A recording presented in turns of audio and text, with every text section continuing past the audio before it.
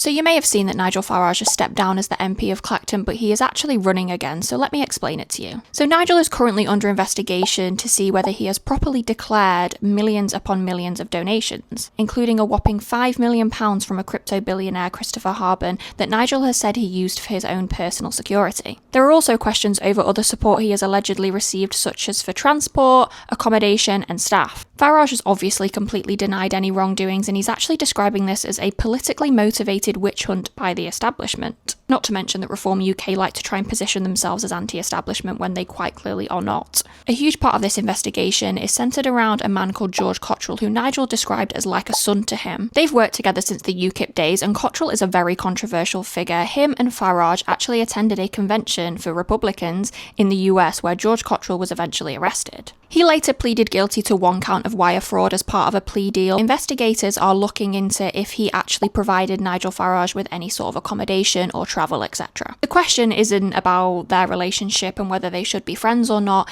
it's whether Nigel Farage was accepting things from George Cottrell and whether that was declared properly under Parliament rules. So this brings us on to the Clacton debacle, and the reason why Nigel Farage has resigned is because he wants to run again to prove that the people of Clacton actually want him to be the MP. He's explicitly said that he doesn't want Parliament to decide his future, he wants the people to, hence all the claims of being anti-establishment and for the people. He's effectively turning it into a public vote of confidence. It gets a bit more complicated than this though, because the Labour Party, the Green Party, the Conservatives and the Lib Dems have all said that they are not going to run against him. They believe that doing so will just fuel his campaign for anti-establishment even more. They don't want to give Farage any high-profile political opponents, they want the focus to solely be on these investigations. And it also denies him the chance to say he defeated the Labour or the Conservatives, trying to frame it as a win. If Nigel Farage does win again in Clacton, he could spin it around and say, look, the people voted for me, they clearly love me, and try and use that to push his reform agenda even further. Unlike the majority of UK political parties, Reform UK is heavily centred around Nigel Farage and his reputation, so if this goes badly for him,